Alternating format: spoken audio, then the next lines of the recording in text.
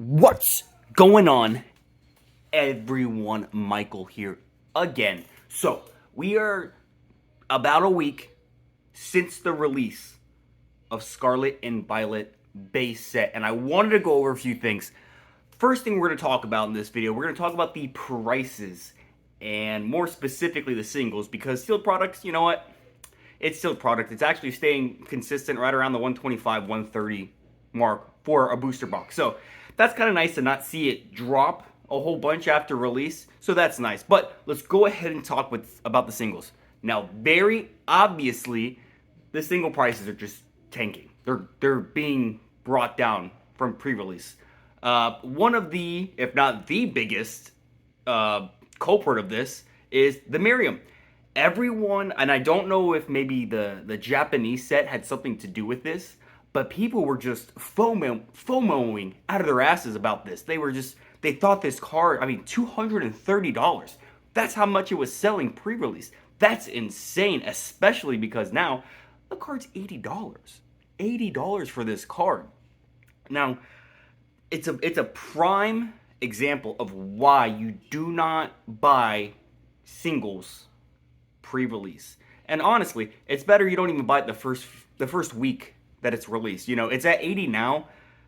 It's probably gonna drop more as people open the set more and more and more. You're gonna those people who may have listed it as 150 bucks maybe just haven't adjusted their prices yet, and we're gonna see these prices continue to go down. It's still too new to stay this high, and with the amount of these cards that are out there, I can't see it staying at $80. We'll see. Hopefully it does. I really hope it does. But there's a chance it doesn't stay that high and it's still going to go down. But let's just talk about like the set in general, okay? And just kind of like the overall pricing for those. Now, in regards to, I like to do kind of like separate how valuable a set is by two indicators. First is how many cards are over the price of the pack. So packs right now, if you buy them on TCG Player for the 125, 130, you're looking roughly like $3.60, give or take, per pack, per booster pack. Now, there are 40 cards worth more than that. That's awesome. There are 40 different cards you can pull in one pack to make it so that pack is worth the same amount as a card, as if you were to go buy this single card by itself, which is awesome. That's a lot of cards that you could possibly pull. Now, my second mark is the $10 mark. How many of these cards are worth $10 or more? And $10 is kind of like, it's double digits, so it already looks pretty, but it's the $10 is where you start getting into cards that become actually valuable. It's in my opinion, it's the threshold of valuable cards. When it hits double digits, then it kind of goes up kind of quickly. Then it's like 10, 11, 13, 15. So we have 19 cards that are worth over $10. That's awesome. That's almost half the cards that are more than a pack are going to be also $10 or more, which is about 3 packs worth. So that's awesome. Can't complain about that. It's actually fairly similar to the recent Sword and Shield sets. Not Crown Zenith. That's a whole another beast. But like Lost Origin, Silver Tempest, those are a little bit less of the $10 ones. But in regards to cards worth more than the pack or about the same, that's about the same. So it's kind of nice. It's still following the same tempo as those, which is kind of nice. But one of my biggest concerns right now, and this has to be noted, because over the past few years, really since alternate arts have become a thing, we typically have one card that is worth at least $100. Now, obviously, Battle Styles didn't have that. You know, the Sleep a Tyranitar, it's kind of just cracked $100. So if you want to compare apples to apples, that's probably the closest set that doesn't have that triple-digit chase card. You know, everything past that, Fusion Strike, Chilling Reign, they have all had that card, like that card. And we obviously all know the Umbreon and Evolving Skies, but every set has had that. So now this actually makes me a little concerned, because if close to release date, we already don't have a card that's $100, I don't see any card that's just going to all of a sudden go up, which makes the long-term viability of this base set probably not as good as we would all like to hope and think, and especially when you compare it to, like I said, the previous Sword and Shield sets, it's probably not going to do as well long term overall, specifically because there's not that high chase card. And it's not even a Pokemon, which, in my opinion, I think Pokemon cards hold their value better than a trainer card. Trainer cards fluctuate, it's kind of like that. And honestly, I think that some of the pricing really has to do with the fact of the pull rates, which is going to be my second topic that we're going to talk about in this video, because the pull rates for these, now I want to say this first. I got my data from Card Shop Live. It's a website, you can go check it out, and they pulled 1,728 something, somewhere around that mark for packs opened. Now, it's obviously not the best, the perfect kind of, example set. You'd probably want more like 10,000 to get a accurate representation of the actual pull rates, but it's something that we can at least work off of and kind of get an idea, because even though it's not a huge sample set, it's still going to remain relatively the same through most packs. And I'm not going to talk about individual cards, because that's where you really get the nuance of like, oh, I only pulled one Miriam out of all these, it must be super rare. No, all we care about are the rarity types and how easy it is to pull each rarity type. Again, I'm just going to give the percent chance to pull each card, because that's what we care about. We care about how many packs will it take for me to get pull X, pull Y, any pull, really. So that's what we're going to go over. Now, I want to go ahead and note this as well, because this is the first time that they've done this when we have these ultra rare kind of things, is that the last card in each pack, previously in Sword and Shield, it would be a ultra rare like your V cards, it would be a full art V, it could be a V Max, or it could be a rainbow card, your secret rares, your rainbow, your gold cards. That's where your hits were. So, and then as in the later block of Sword and Shield, we had the trainer galleries that were set up in the reverse hollow slot. So most of your hits were going to be these, V's and all that stuff. But in Scarlet and Violet, what we have now is the final slot. We have the, how do they label it? They label it as ultra rare and double ultra rare, I think is what they call it. So your not ultra rare, what do they call it? Double rare. Oh, your double rare. Okay. So your double rare is going to be your EXs. So that's like your Gardevoir, your Great Tusk. Those are your just double rare cards. And then your ultra rare cards are going to be your full art cards. So that's all of those same two Pokemon I just said, plus all your regular full art trainer cards. Those are all going to be classified in the very last slot.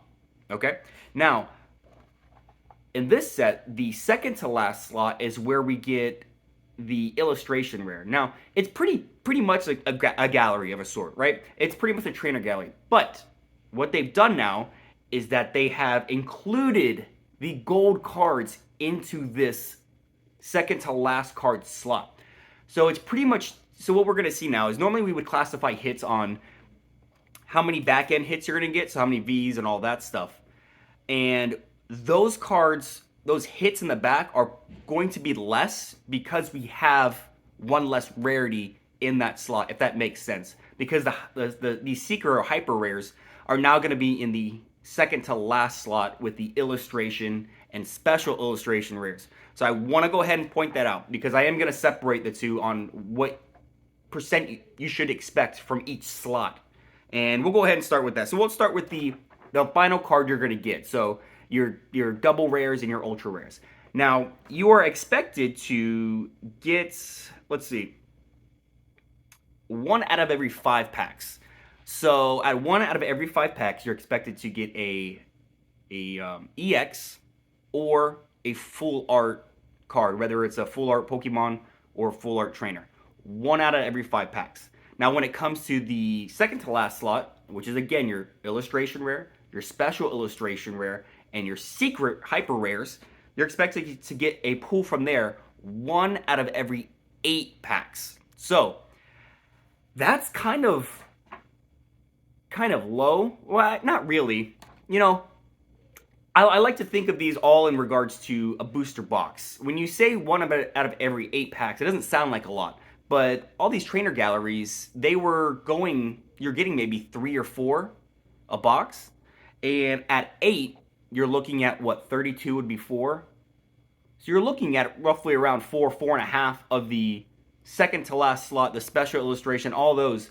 You're looking at maybe 4 packs at 4 to 5 pulls in a booster box. And when it comes to the regular pulls, you're looking at, what's that? Close to 7, 6 to 7. And overall, we're gonna say every pull you could possibly get, you're looking at roughly 12 hits in a booster box. And that is pretty on par with what we've been talking about. We've been saying that Pokemon needs to make sure that these hits are at least somewhat close to the hits that we had previously in the later part of the Sword and Shield era. And seeing that they had the 12, I mean, that's the data. That's what the pull rates are showing. Now, it's gonna get. I think because they have added the secret rares to the second to last slot, I think it's going to make some of these special illustration rares and just regular illustration rares a little bit more rare. Because let's say you have the pull rates are the same, right? You get 1 out of every 8 packs. Now, if it's just illustration and just special illustration, it's gonna dilute the cards that you could pull. So it's making those other 2 kind of cards, the illustration and special, harder to pull because you're also including a new subset with secret rare, the hyper rare. Now it's, they're going to be significantly harder to pull because there is a big difference.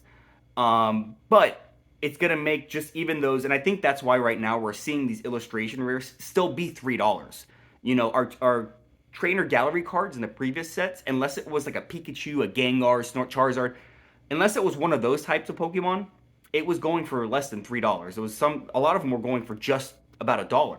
So because they've added the hyper rarity to the slot, it's gonna dilute it a little bit. And let's be honest, it's probably gonna go down close to that. But it'll be interesting to see the actual set point of where it sits.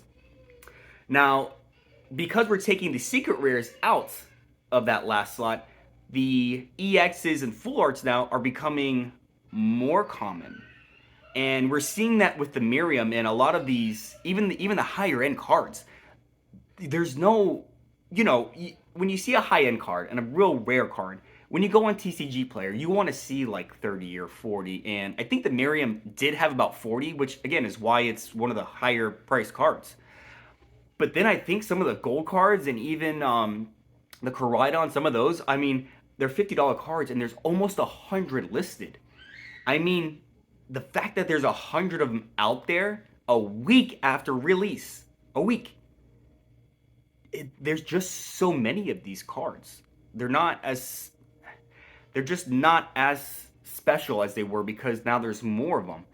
And it's gonna be interesting to see. We have to continue to follow up. I just wanted to give like a nice little 1 week period of where it's looking right now.